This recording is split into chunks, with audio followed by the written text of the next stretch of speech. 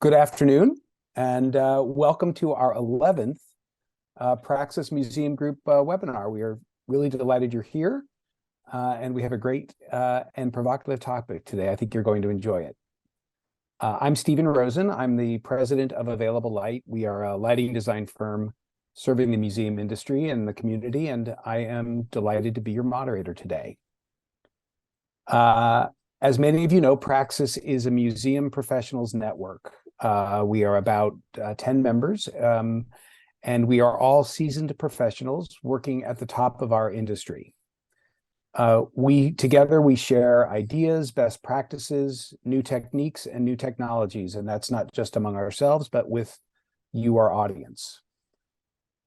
We are practitioners working in many aspects of the museum project conception phase, from high-level strategy and planning, content creation, lighting, media, communications, construction management, fabrications, operations, and more.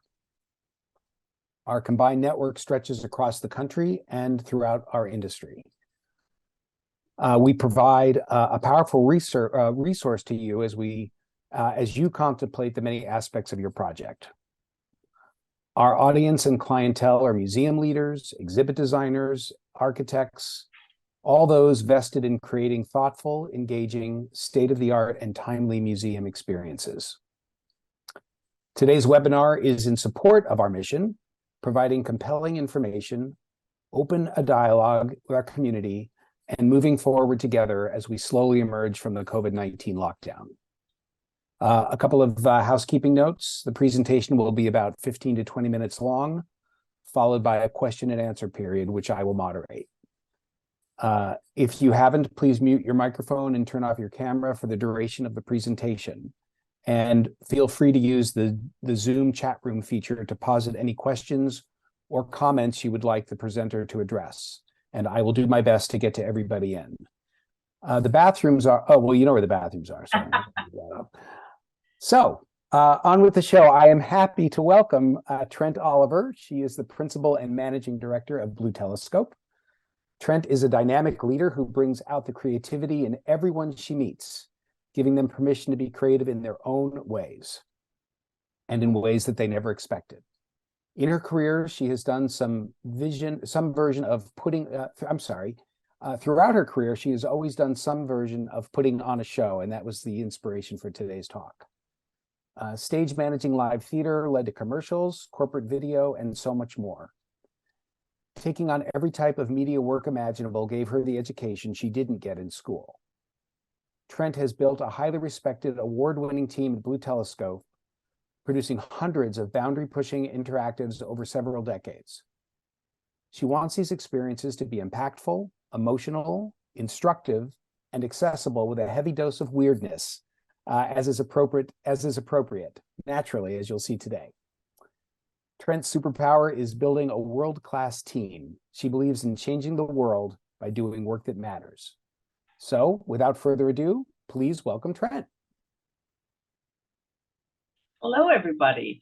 I got to say, it's really cool seeing everybody pop in and go, oh my God, look, I know that person, that person. It's really great to see everybody. So today,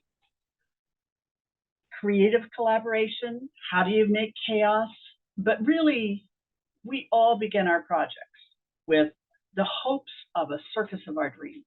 You know, a fun, beautiful, wild ride of creativity and impact.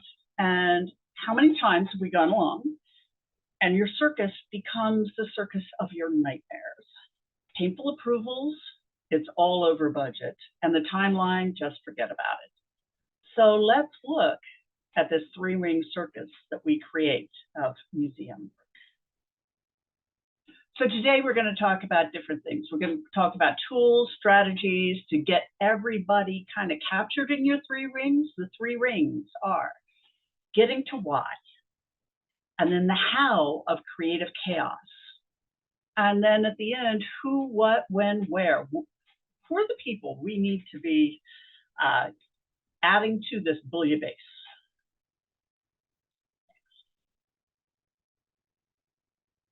So this is the most important thing. I truly believe we all have done design charrettes, I'm sure. But this is a little bit different. This is the why charrette. These are the questions that before we do any design, any figuring out how, or any dreaming of what it would be, why are we here? Why is this museum being built? Why is this gallery being created? What is the main purpose? What's the mission? Who are the stakeholders in this, And big question, are they in the room? Because if they're not, we've got a problem. At the beginning, we got to get everybody in there. Is there anybody missing?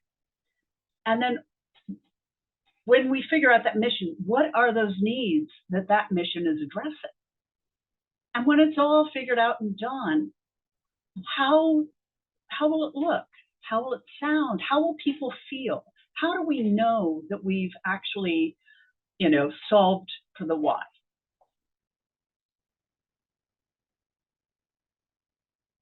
So I'm going to throw it out. You throw these in the chat. What is your example of why? If you were going to say, oh, this is the why of something we created, what is it? The mission that absolutely everybody has to be really clear on. Everybody in there. I mean, the whole idea of the worker that's just working on a wall versus a worker who's building a wall for a cathedral. Everybody has to know what the bigger dream is so that they can feel and understand that they're part of something larger. So focus on that big idea, but not the how. Right now, we don't care how it happens. If our idea is good, if we have a clear idea of why, we can create it in many, many, many different ways. So have we got an idea of what the why is? I'm going to show you a quick example.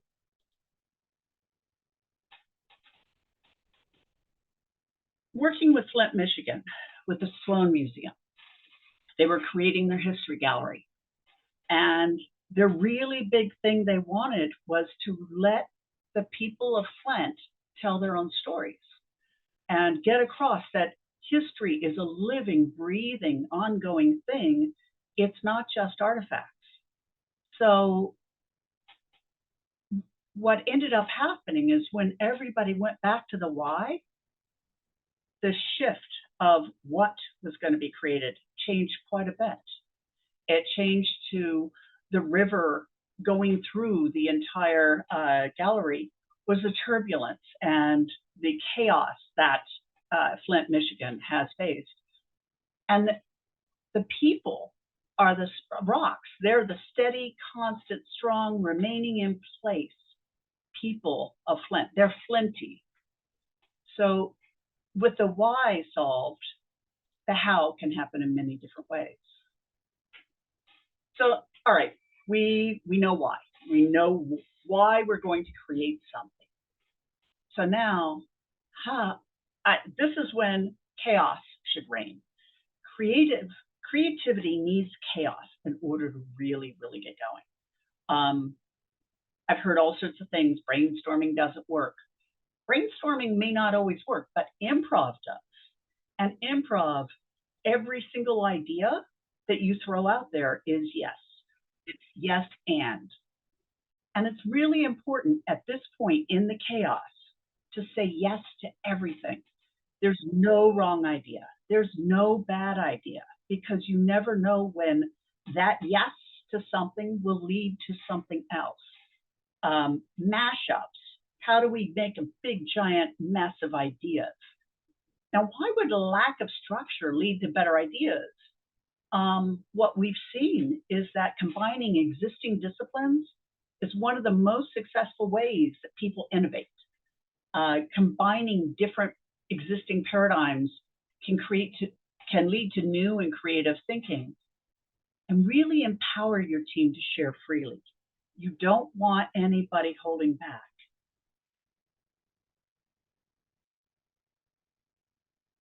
And really important, check your ego at the door. Everybody involved needs to be willing to be vulnerable and participate. You have to fail. You have to be stupid. And it's really important that you hold back. If you are a person in charge, say you're a person in power, maybe you hold your thoughts back because you don't necessarily want everybody else going, oh, the boss said this, or that person said that, I better go along. You want full free reign chaos.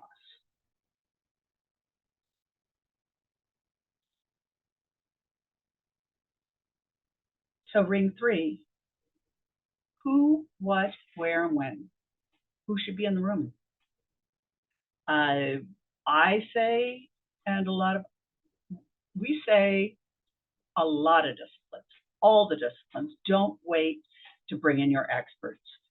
A lot of times to cut budgets, experts are brought in late so that, oh no, we don't need them until here, but you're losing that voice, and that voice is really important. All those experts, you want part of this chaos in the beginning. It can lead to richer ideas. It can lead to avoiding pitfalls, of really understanding you're creating something holistic. When we work in theater and maybe circus creation, we start out with very disparate groups. In theater, you have a show you're going to create, and you pull the best lighting designer for that show. May not be for every show, but for that show. The best set designer for that show. The best media, actors, everybody is pulled together for that particular show because they have the right skills for that particular one. That within that, you're going to have a few key people. But before I say that, I do want to mention that some studies have shown that if you have a group of people that are very diverse, gender, socioeconomic, race, different disciplines, some people know each other really well, some people not so well, you get a really great mixture of ideas. You end up with more creative things popping up. They found that Broadway shows do better when some people know each other, but other people don't within the same group. So it's not a completely new relationship, but it's enough new that you don't fall into the same old thing. So within this, who are the key people? I hope I say this on the next slide. I didn't, I'm going back. The key people, I would say that whoever's heading creative, the creative director, whoever's heading production, the producer, in service to the museum, who has to have a very important voice there. These 3 groups need to be the people who vet and say, is this idea a good idea? You know, as they go along, they should be the key people making choices and approvals.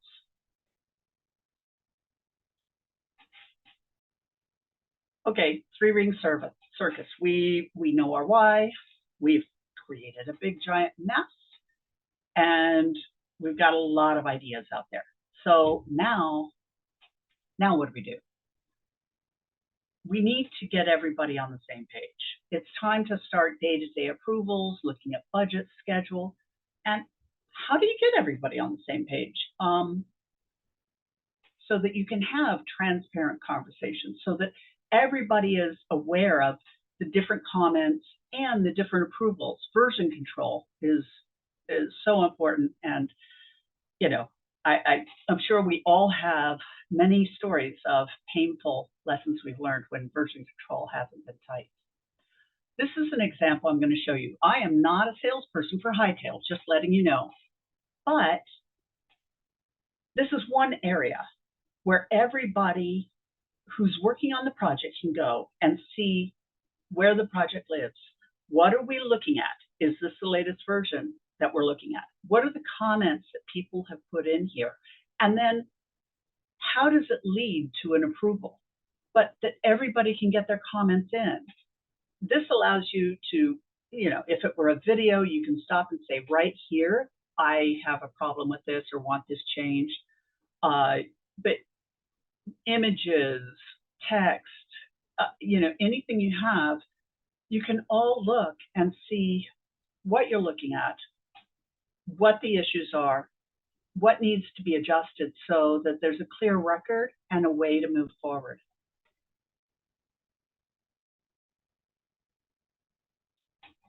At some point, the chaos has to stop.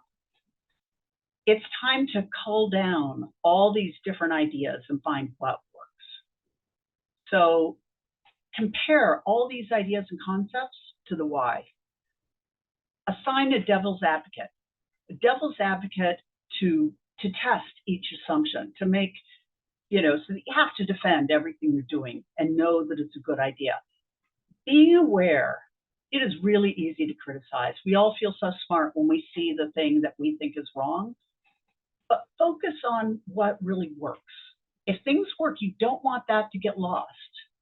And the key disciplines, the creative, the production, and the museum need to test, does that idea fit creatively and does that idea fit fiscally?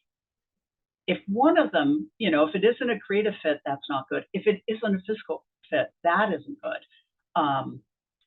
So you have to keep working to find something that fits all.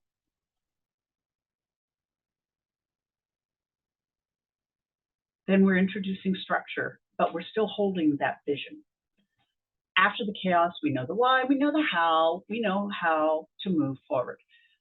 This is a marathon.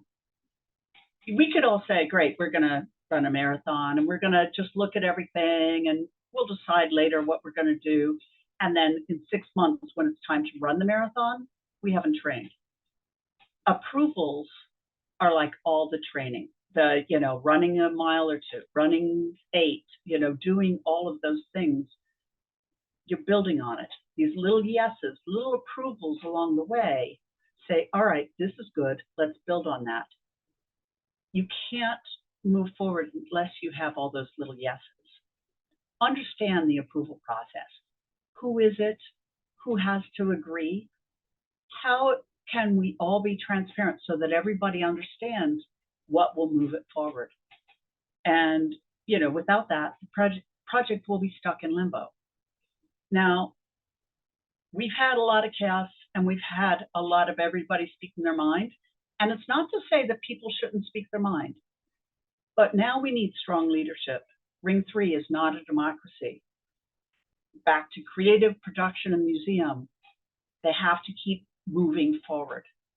Without moving forward, it's just not happening. So to quote David Bowie, changes. They always happen. We know they happen. And sometimes they will. Some of this is just how it moves forward. But when somebody wants to circle back and change something that's already approved, already planned, stop and look at it and say, who's this benefiting? Is it the visitor? If it's the visitor, that's kind of great. If it's the sponsor, it may be very important and we need to do it. Is the aesthetic of the designer? Did we get off course with our creativity? Whatever it is, we really have to look at it and make sure it's worth it, because changes as you go forward are going to get more and more expensive. If it's a little tweak, probably not a problem. The big changes, time consuming, the team needs to be really sure this is what they want to do. And is it worth it?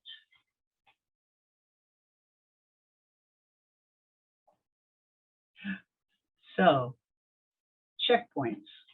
As we go along, we're moving along very nicely now. We've got a path, we've got transparency, we've got our process. The checkpoints along the way, we should always look back and, double check that at every big push or big decision point, are we solving this in the most interesting way possible? Are our choices as beautiful and creative as we thought? Are we solving our problem? And keep going back, are we solving that creative problem? Because if at any point that answer's no, you might want to stop and have a look and see, did our why change? If the answer is no, have we gone astray? Or is it really we're just not looking at it completely holistically? Are we on time and budget? Because you have to be.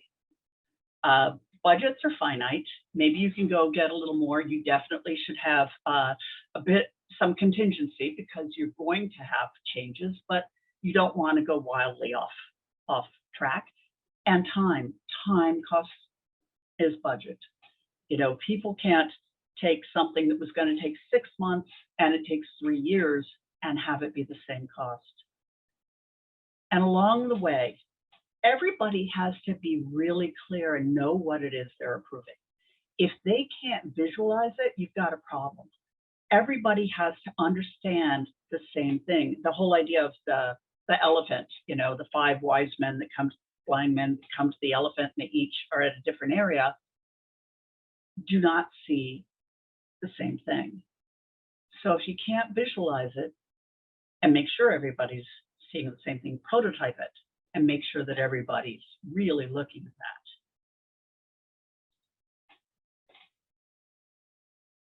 So using our 3 rings as guide rails,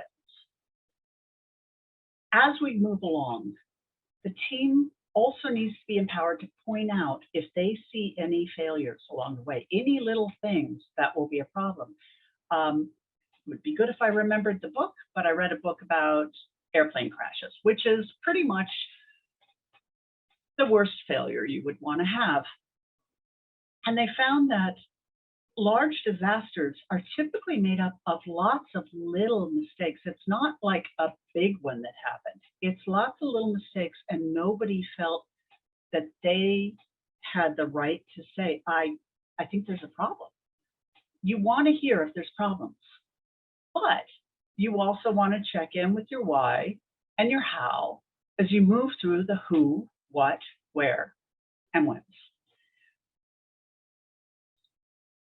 As you create the circus of your dreams.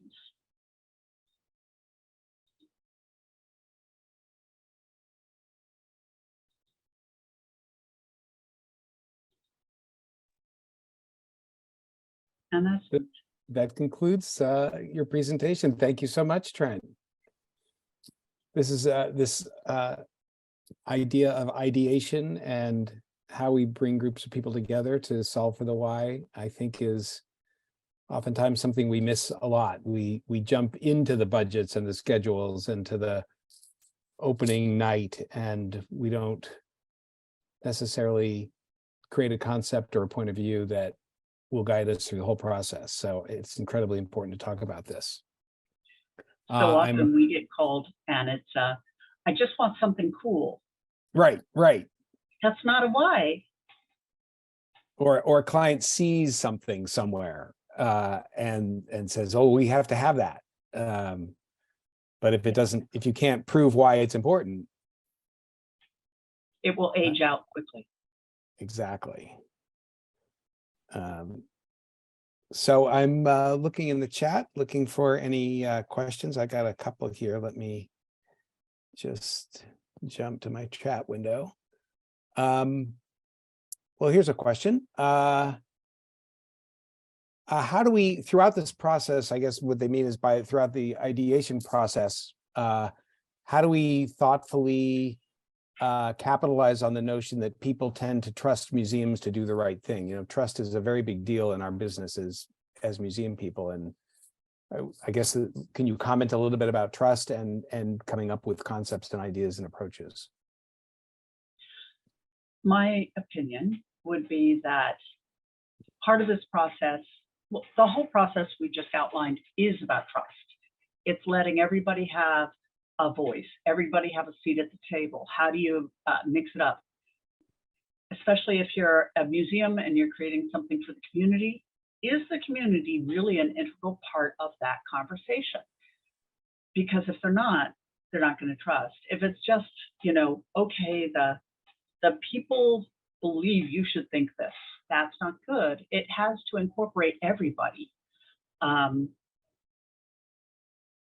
I would say, if that would be part of your why, that we have to have trust is part of your why, whatever you're creating.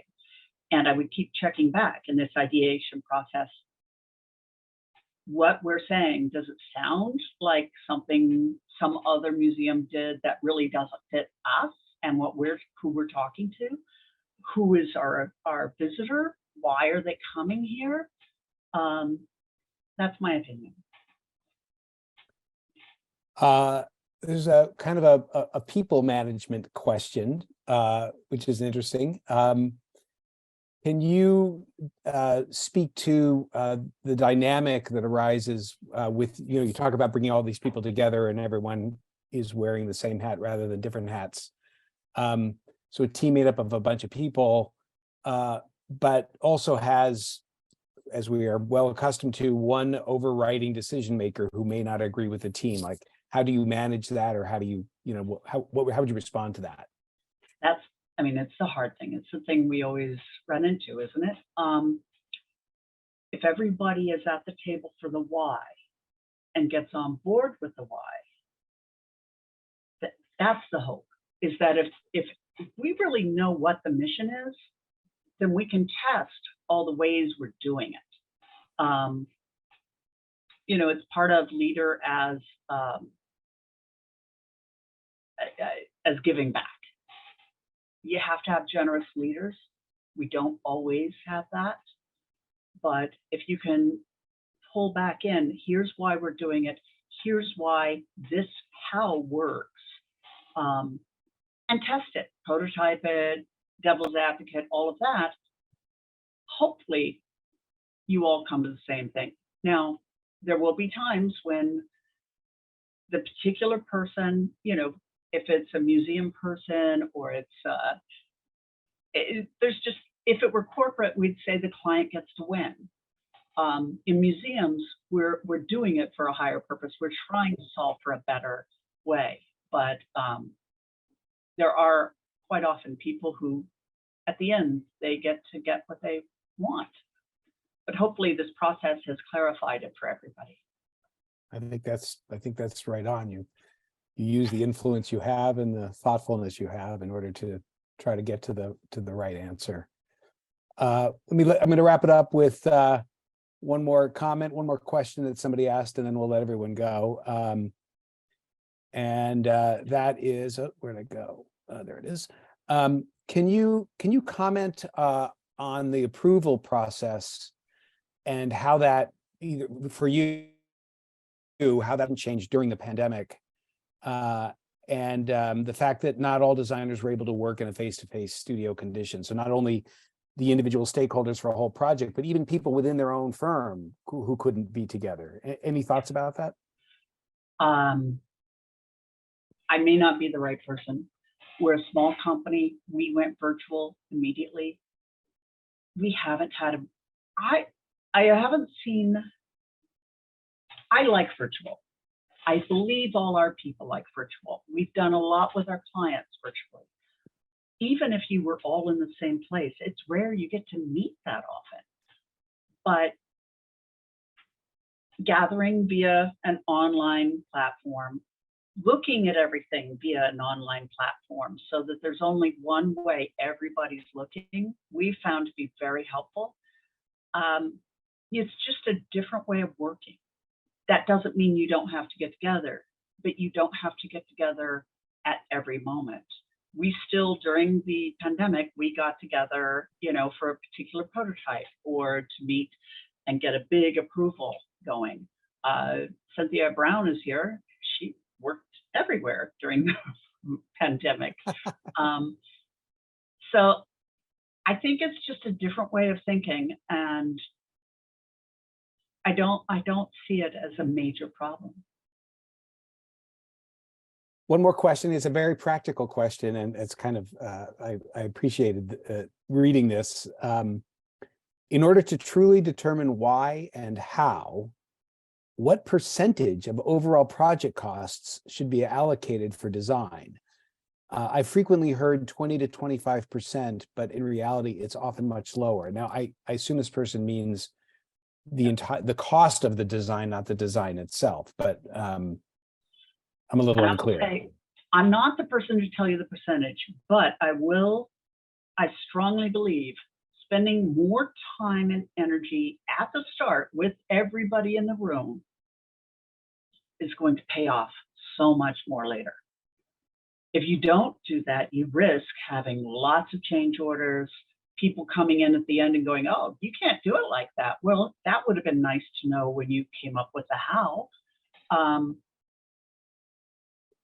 It's just, if you were building a house, the better your plans are, the better your house is going to be.